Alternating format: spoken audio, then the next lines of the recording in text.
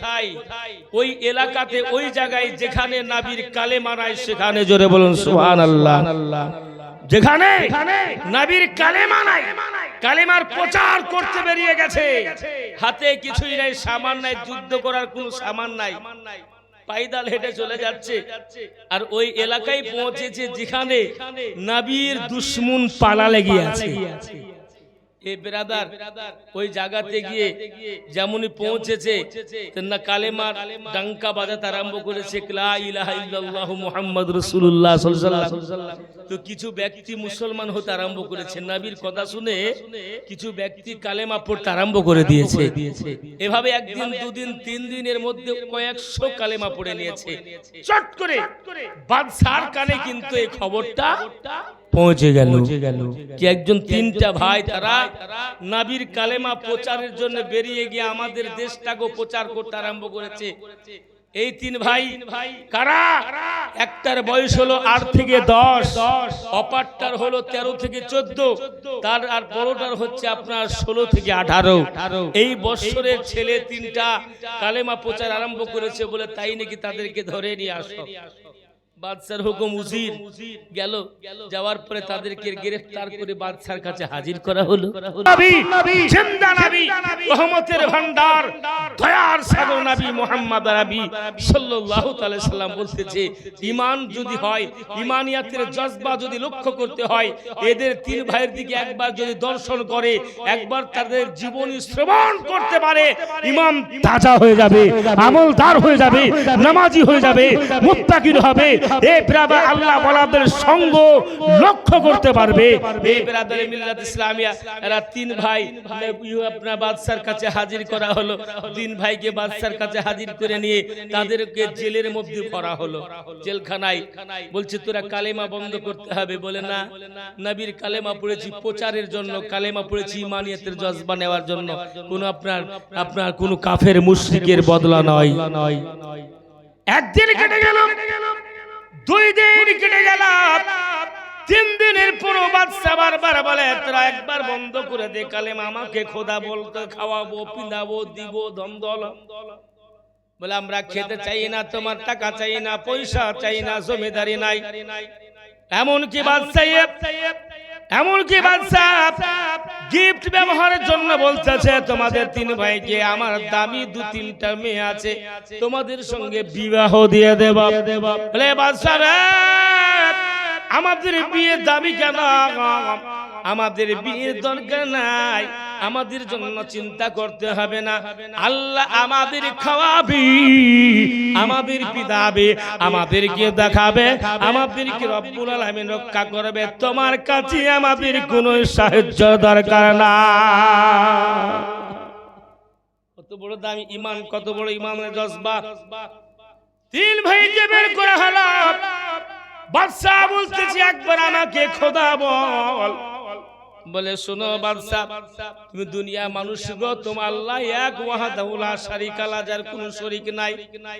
রব্বুল আলামিনের কোনো ঈশা দাম, যার হাত নাই, পা নাই, জিসিম নাই, বদন নাই, মাথা নাই, মস্তক নাই, কদম নাই। আল্লাহ গো, রব্বুল আলামিনকে বিশ্বাস করেছি, কালেমা পড়ে নিয়েছি, অতএব আমাদের যতই আঘাত দিতে পারো, ব্যথা দাও, যন্ত্রণা দাও, স্বাদ ওয়ালা আলে সাইয়্যিদিনা মাওলানা মুহাম্মদ সাল্লাল্লাহু তাআলা আলাইহি সাল্লাম তাসলিমান কাসীরা। এই 3 সন্তানের যা সংক্ষিপ্ত বলে ইতি করব, মুফতি সাহেব হাজির হয়ে গেছে ইনশাআল্লাহ। তার জবাব থেকে কিছু ফতোয়া, ফারাইজ, মাসলা, মাসাইল এবং কিছু ঘটনা, জীবনী আলাপ আলোচনা শুনতে হবে। তারপরে পীর মুর্শিদ সকলেরই আরাম করছেন, আসবেন ইনশাআল্লাহ, দোয়া খাইর হবে। টাইম যে কত হলো, যাই হোক হয়ে যাবে ইনশাআল্লাহ ইতি। আর 5-7 মিনিটের মধ্যে আমি করব ইতি ইনশাআল্লাহ। ব্রাদার মিল্লাত ইসলাম বলতেছিলাম তো, 3টা ভাইকে রেডি করা হলো। কালেমা পড় বলে না, একবার পড়ে না বলে চলবে না। আমরা কালেমা পড়েছি আমার নবীর কাছে, আল্লাহকে এক বলে মেনে নিয়েছে, এতে আমাদের আর কোনো সন্দেহ নাই। বাদশা এলান করে দিল এদের 3 ভাইয়ের জন্য জাইতুন তেলের এবার যেন কড়াইয়ের মধ্যে তেলটা গরম আরম্ভ করে দাও। জাইতুন তেল আপনার ঘর কড়াইয়ের মধ্যে রেডি করে দিয়ে আপনার গরম চালু হয়ে গেল, আগুন দিয়ে দিল। একদিন নাই, 2 দিন নাই, 3 দিন ধরে আগুনের মধ্যে যদি চালায় বাবা, তেলটা কত আপনার গরম হবে। বাপজিরা ভাইয়েরা এত গরম হয়েছে, বড় ভাইকে ডাক দিয়ে বলছে, বাচ্চা এ বড় ছেলে রে, একবার আমাকে খোদা বলে মেরে নে, একবার যদি খোদা বলে মেরে নিস আমি তো এই তেলের হাত থেকে বাঁচিয়ে নেব। বলে আমাকে এই হাত থেকে বাঁচাতে হবে না, আমার ঈমান তুমি নষ্ট করতে পারবে না। বলে শুনবে না, একবার আমাকে খোদা বলে মেনে নে। বলে চলবে না, মানব না, আল্লাহ এক, তার কিছু নাই। তিনি কামনা করে, আল্লাহ গো আমাদের ঈমানটাকে তুমি রক্ষা করো, এই বাচ্চার হাত থেকে, জালিম বাচ্চার হাত থেকে আমাদেরকে রক্ষা করো, বাঁচাইয়া দাও আল্লাহ। এ যেন কান্না করে এমন সমাতে বাবা শব্দ না করে বাদশা রাগে রাগান্বিত হয়ে তার উজিরকে বলতেছে, এবার যেন আগুনের ওই আপনার তিল গরমের মধ্যে বড় ভাইকে ফেলে দেওয়া হোক। ফেলে দেওয়া হল, আগুনের মধ্যে দাউ দাউ করে জ্বলে।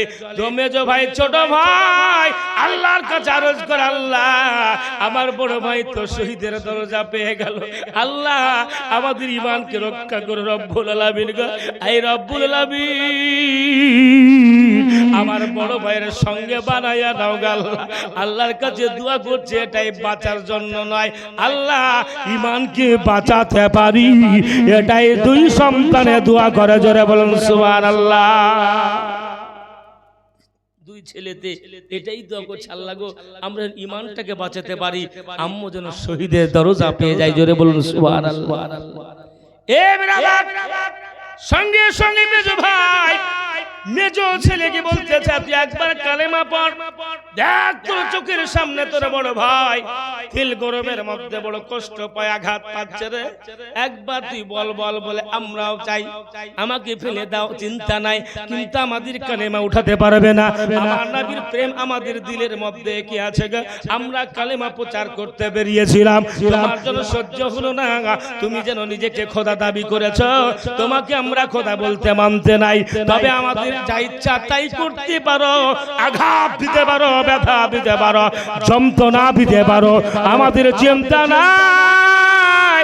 এমন সমাতে মেজো ছেলেকে নিক্ষেপ করা হলো দ্বিতীয় কড়াইয়ের মধ্যে। বাপজিরা ভাইয়েরা গো, ছোট ভাই ছোট সন্তান ডাক দিয়ে বলে, আল্লাহ গো আমাকে তুমি আল্লাহ আমার ভাইদের সঙ্গীর সাথী বানিয়ে নাও, আল্লাহ গো আমরা শহীদ হতে চাই গো, আল্লাহ আমাকে রক্ষা করো, আমার ঈমানটাকে যেন নষ্ট করে নেই না, যেন শয়তানেরা, এই শয়তান আজাজিলেরা আমার ঈমানকে যেন ধ্বংস না করে দেয়। কত বড় ঈমানদার তাদের মধ্যে ছিল বাবা, ঈমানিয়তের জজবা তাদের মধ্যে কত বড় ছিল, কত বড় ঈমানের পাক্কা ঈমানদার তাদের মধ্যে ছিল। কচি বাচ্চা ছেলে চট করে একটা উজির বলতেছে, হুজুর একটা কথা বলতে চাই।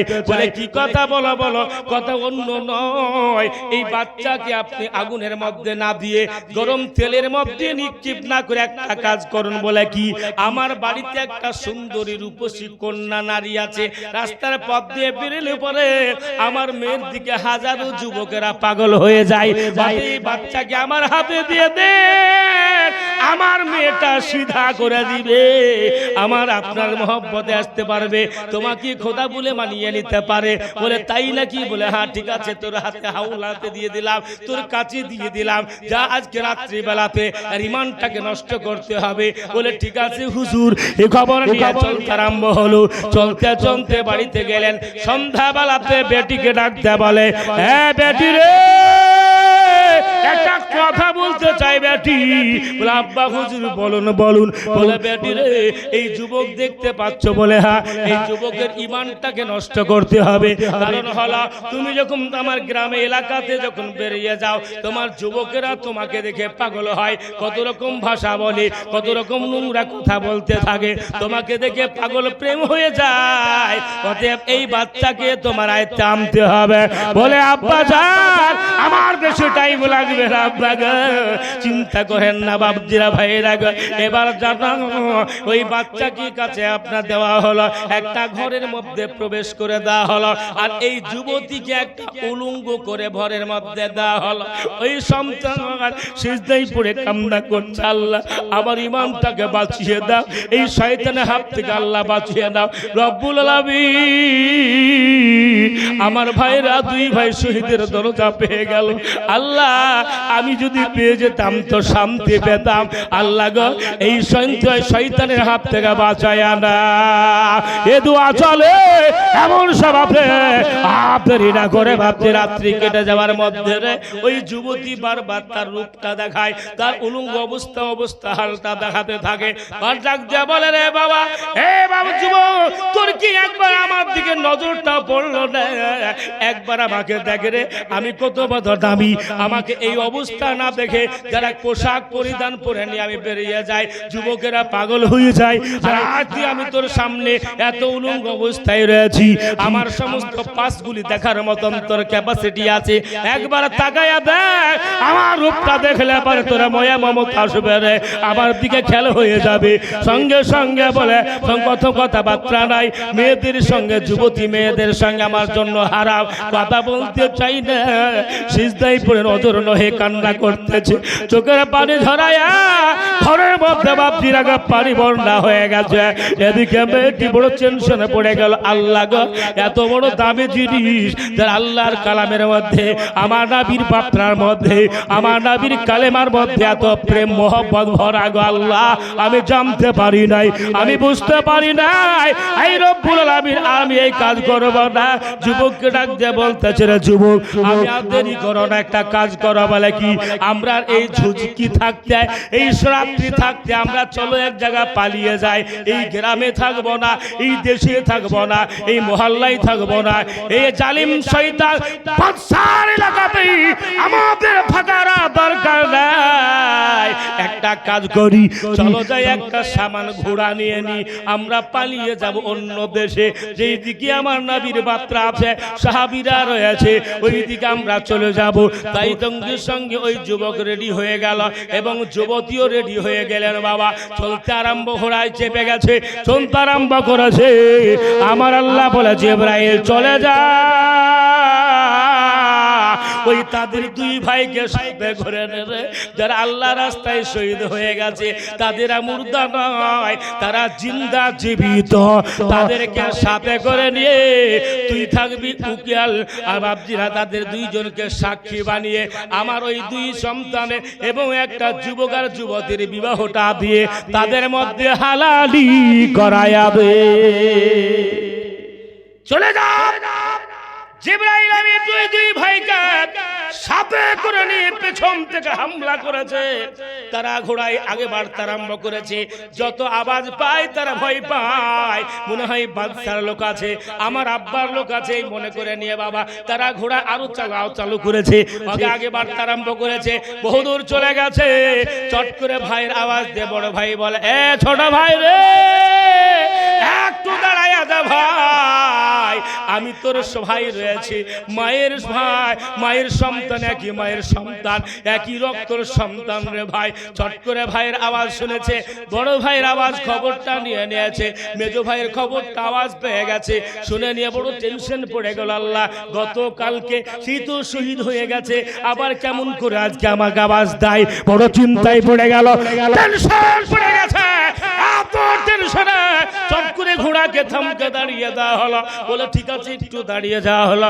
দাঁড়ানোর পরে পরে এবার তারা বলতেছে, আমি দেখতে পেলাম তারা আসলো আমার কাছে। আসার পরে পরে কাছাকাছি যখন হয়ে গেল তখন সালাম দিয়ে বলতেছে, তোমরা শোনো, তোমাদের বিবাহ পড়ার জন্য আল্লাহ তরফ থেকে আমরা তিনজন হাজির হয়ে গেছে। তিনজন বলে তাদেরকে বিবাহ পড়া হয়ে গেল। এখান থেকে দলিল এটাই পাওয়া গেল, আল্লাহ রাস্তায় যারা শহীদ হয়ে যায় তারা জিন্দা জীবিত, এমনকি দুনিয়ার মানুষের বিবাহ পড়াতে পারে। আল্লাহুম্মা সাল্লি আলা সাইয়্যিদিনা মাওলানা মুহাম্মদ মুহাম্মদ ওয়ালা আলে সাইয়্যিদিনা মাওলানা। একবার ঘুমিয়ে গেছেন নাকি? একবার নাকি এবার ওয়াজ শুনছিলেন না ঘুমাচ্ছিলেন গো? মাঠের মধ্যে মাঠ করে বাড়ির মধ্যে বলছিলেন এমনি নাকি? বুঝতে পেরেছেন তো মশলাটা? হাদিসটা শুনতে পেরেছেন আপনারা? একবার জোরে বলেন দিনে সুবহানাল্লাহ। এনার মুফতি সাহেব হাজির হয়ে গেছে, আমি বেশি আর বাড়বো না। একটা নাতে রসুল পেশ করে ইনশাআল্লাহ করবো ইতি। আবার হায়াত তো ইনশাআল্লাহ মাঝে মাঝে হচ্ছে, অসুবিধা নাই। হাজি সাহেবের বাড়িতে আজকে দুবার হয়ে গেল মেলা শরীফ জালসা ইনশাআল্লাহ। তবে আপনারা মহব্বতে এসেছেন, আপনার অনেক ভাইগুলিতে এখনো পর্যন্ত নাই গো। দেখতে পাচ্ছেন যে আপনাদের হাজি সাহেবের আরো ভাইগুলি, এরাও তো এখনো পর্যন্ত আসেনি। ভাবছে যাচ্ছি পীর সাহেব যখন উঠুন যাবো, মনে মনে ভাবছে মনে হয়। তবে ভাইরা দেরি না করে চট করে চলে আসুন মুফতি সাহেবের কিছুটা আলাপ আলোচনা শোনার জন্য, এবং তারপরে পীর সাহেব হাজির হয়ে যাবে, দোয়া হয়ে যাবে।